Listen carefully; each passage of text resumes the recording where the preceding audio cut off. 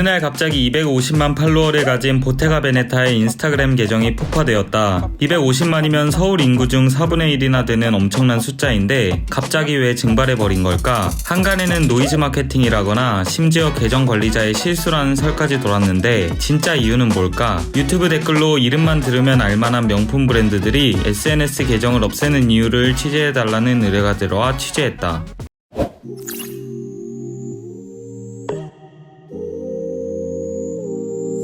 톰 브라운 가디건 183만원, 스톤 아일랜드 상의 39만원, 구찌 클러치 119만원, 발렌시아가 신발 127만원. 요즘 일진님들의 데일리 룩이다. 소위 일진 패션으로 불리는 명품 휘감은 이 패션. 그런데 명품 브랜드 입장에선 저승사자나 다름없다. 잘 쌓아온 브랜드 이미지를 순식간에 나락으로 보내버리기 때문이다. 톰 브라운 가디건은 검색만 해도 바로 아래에 양아치라는 자동 완성이 따라온다. 무스너클은 브랜드명 바로 아래에 급식이 뜬다. 심지어 고야드 클러치는 극혐이라는 키워드까지 붙는다. 이게 무슨 일일까? 톰 브라운은 2003년 뉴욕에서 런칭한 글로벌 명품 브랜드이고, 무스너클은 캐나다의 컨템포러리 브랜드, 고야드는 160년 넘는 역사의 유서 깊은 프랑스의 명품 브랜드인데 요즘 양아치 패션으로 불리기 시작했다. 학교 다닐 때 일진들이 명품을 휘감고 다니더라는 목격담이 인터넷 커뮤니티에 쏟아지고 이들 명품 브랜드들이 거론되고 있는 거다. 이런 상황을 목격한 명품들의 반응도 즉각적인데 서둘러 SNS 계정을 닫고 있다. 일종의 거리두기 전략인데 고급 브랜딩이 아니라 10대들의 흔한 패션으로 전락하는 것에 대한 반작용, 특히 일진 패션으로 불리는 것에 대한 부담이 상당하다고 한다. 명품 입장에서는 대중들이 많이 들어와서 세일즈가 되는 건 좋지만 또 너무 많이 들어오게 되면은 브랜드 가치가 떨어지게 되니까 계속 가격을 높인다거나 아니면 실적이 어느 정도 이상이 돼야지 해당 제품을 구매할 수 있다거나 일정한 거리감을 유지하는 포지셔닝을 하고 있다고 생각이 들어요. 소수의 계층들만 구매할 수 있도록 그런 전략으로 계속 가고 있는 것 같아요. 가죽 위빙 제품으로 유명한 이탈리아의 명품 브랜드 보테가 베네타는 250만이나 되는 인스타그램 계정을 삭제하기까지 했다. 이외에 구찌, 발렌티노, 발렌시아가, 언더아머, 겐조, 골든구스도 각자의 철학과 감성이 녹아있는 브랜드들인데 일진, 양아치 이런 수식어가 따라붙으면서 이 브랜드를 좋아하는 사람도 살 때 눈치가 보이는 상황. 아무리 그래도 가치를 환산하기 어려울 정도로 수백만의 팔로워를 확보한 그간의 성과를 포기하면서까지 이렇게 하는 게 맞는 걸까? 전문가들은 명품 브랜드들이 가장 중요하게 여기는 게 바로 이미지인데 특정 집단에서의 일시적 유행으로 이 이미지가 망가지는 것을 극도로 경계하는 것으로 본다. 대중 친화의 길보다는 차라리 선을 긋겠다는 것이다. 보테가 베네타 같은 경우는 거리두기라는 전략을 통해서 대중들과 거리감을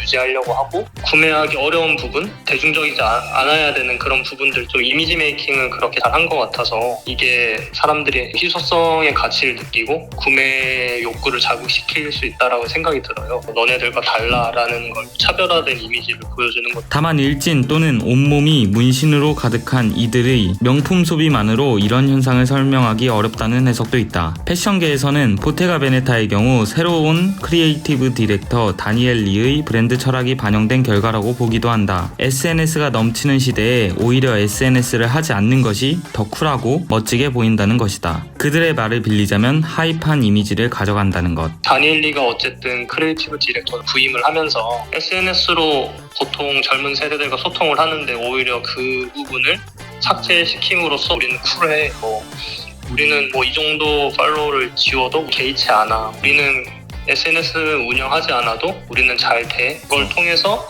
하이판 이미지를 가져가려고 했던 것 같아요. 대중과의 거리두기라는 명품들의 전략 변화는 과거 해외 사례에서도 교훈을 얻고 있다는 게 패션계의 설명이다. 과거 영국에서는 차부족으로 일컫는 집단이 버버리 제품을 많이 입어서 이미지 복구에 꽤나 애를 쓴 적이 있다. 차부족은 어리다는 뜻의 차비에서 유래된 말로 고급 브랜드를 저질스럽게 즐기는 비행 청소년 집단을 뜻한다. 이들의 패션은 주로 이랬는데 이때 대표되는 브랜드가 바로 버버리였다. 이들은 주로 위조품을 구매해서 버버리의 고객도 아니고 이미지도 깎아먹었으니 어쩌면 우리나라 일진님들보다 더 골치 아팠을지도. 버버리는 이들과 어떻게든 손절하기 위해 인기 있던 체크 패턴 야구 모자 생산을 중단하고 심지어는 자신들의 시그니처인 버버리 체크 제품도 전체의 10% 이하로 생산하는 정책을 내기도 하며 몇 년에 걸쳐 어렵사리 브랜드 이미지를 복구해냈다. 명품은 이미지로 먹고 사는데 이 이미지는 브랜드만 만들어내는 것이 아니라 주요 고객들도 한몫한다. 돈이 많아도 실적이 없으면 살 수 없는 에르메스의 버킨백은 아무에게나 팔지 않기 때문에 소수의 특별한 사람들만 들 수 있고 더 차별화되고 그래서 더 인기가 많다. 언제 어디서 시작됐는지 모르겠는 일진과 명품의 어색한 조합. 그리고 여기서 위기감을 느낀 명품들의 거리두기는 당분간 계속될 듯하다. 유행이 휩쓸고 간 자리를 복구하기까지는 오랜 시간이 걸릴 것 같으니까.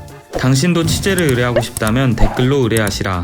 지금은 경주박물관은 안내 데스크에 몰래 접수될 만큼 유물이 많다는데 진짜인지 알려달라는 의뢰가 들어와 취재 중이다. 구독하고 알람 설정하면 조만간 취재 결과가 올라올 거다.